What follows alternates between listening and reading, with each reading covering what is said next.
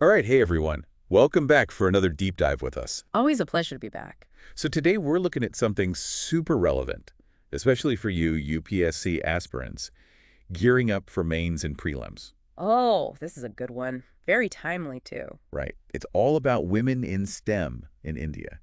And we're pulling this straight from a recent PIB release. Can't get more relevant than that for current affairs, right? Exactly. And, International Day of Women and Girls in Science just passed, so perfect timing. Absolutely. The thing is, India's got this interesting situation going on. Okay, I'm intrigued. We've got a pretty decent percentage of women in STEM at the educational level, right? College, university. Got it. But then you look higher up, Higher up, meaning, research, leadership roles. I see where you're going with this. The representation just plummets. Yeah, that's a pretty common trend, unfortunately. Not just in India, but globally. So let's unpack this PIB release, see what's really going on. Sounds like a plan. First off, it's not just an India thing, right? Yeah. Nope, not at all. Globally, women are underrepresented in STEM fields. Big time. Yeah, the UN, they say only about 35% of STEM grads are women. Worldwide. And think about the Nobel Prizes. Hmm. Physics, chemistry, all that. Right. Between 1901 and 2024, out of 650 Nobel laureates, How many women? a measly 26. Wow. Okay, so it's like this leaky pipeline. That's a good way to put it. Tons of women starting out in STEM. But then, They disappear as you go up the ladder. Now, in India specifically, this PIB release says 43% of STEM students in higher ed are women. It's pretty good, no? on the surface, yeah, it seems promising. But there's always a but. There's always a but. The same release tells us only 18.6% of the actual scientific workforce in India. Oh, wow. Okay, so that's a huge drop. Huge. And it gets even worse when you look at, like you said, the senior positions, leadership. So the question is, Yeah. what's causing this gap? Yeah, why are they disappearing? Well, the PIB release breaks it down into a few categories. Hit me with them. Societal barriers, workplace barriers. Yeah. And institutional barriers. Makes sense. A lot of factors at play. Let's start with societal. Right. One of the big things they point to is caregiving responsibilities. That often falls more on women, right?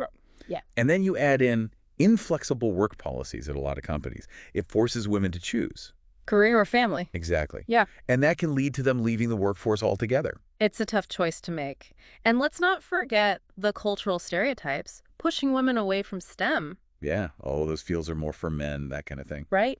And if you connect this back to the UPSC syllabus, Always got to tie it back. of course, Yeah. this is classic gender inequality impacting development, social, economic, the whole picture. It hinders everyone. Exactly. Okay, what about those workplace barriers? Oof.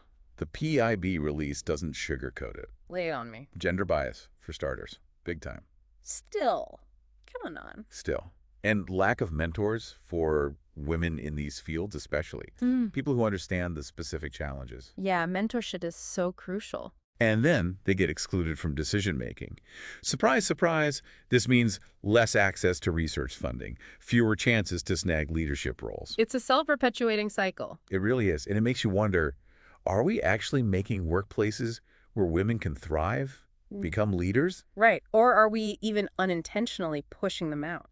Makes you think. Big time. And then the last barrier, institutional, the systems themselves. Okay, what about them? So a lot of organizations lack gender-sensitive policies. Things like proper maternity leave or flexible work arrangements. Basic stuff? It's crazy. And sometimes there's just not enough data to even understand the scope of the problem. Which makes finding solutions even harder. Exactly. So we've got this kind of gloomy picture so far.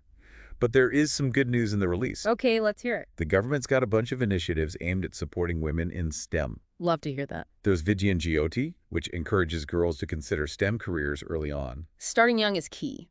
Then there's GATI, all about reforming institutions for better gender equity in STEM. Nice. And Wise Quran, providing opportunities specifically for women scientists and technologists. It's great to see these kinds of programs popping up. Definitely. Any that stand out to you? Yeah, the BioCare Fellowship is interesting. It supports women specifically in biotechnology. Oh, that's smart. Biotech is booming. Huge potential there. And setting up those technology business incubators, the TBIs. Yes, at women's universities. Exactly, to encourage women-led innovation. Love that. But, government initiatives are great and all, but the PIB release is clear. We need a bigger shift. Societal, institutional, the whole shebang. Right. Programs alone won't cut it. Exactly. And they lay out a pretty solid way forward. It's all about those comprehensive, gender-inclusive It's policies. everywhere, right? Hiring, promotions, leadership quotas, even research grants specifically for women scientists. Oh, and family-friendly policies, that's huge. Absolutely. Flexible work, childcare support, all of that needs to be in place. The release also talks a lot about the importance of leadership and mentorship. Yes.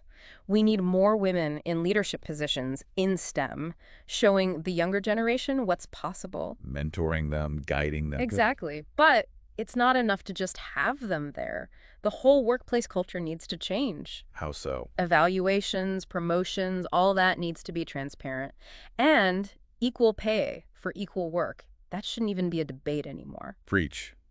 Okay, so we've covered a lot. The numbers in India, the government initiatives, the need for this broader change. But it makes me think, What's with that? could really focusing on STEM education for girls, even earlier on, like way before college, could that be the ultimate solution to closing this gap? Interesting question. It's definitely essential to get girls excited about STEM early on, but it can't be the only focus. We've got to tackle those societal biases too, the ones that tell girls STEM isn't for them. Right? It's got to be a multi-pronged approach. Exactly. Creating an entire ecosystem that supports them, from the classroom to the boardroom. Totally. So for our UPSC folks out there, this deep dive shows just how complex this issue is. And there's tons here you can use for your mains answers. Absolutely. Oh, and one last thought, especially for mains prep. Hit me. Dive into successful global models for promoting women in STEM. Okay.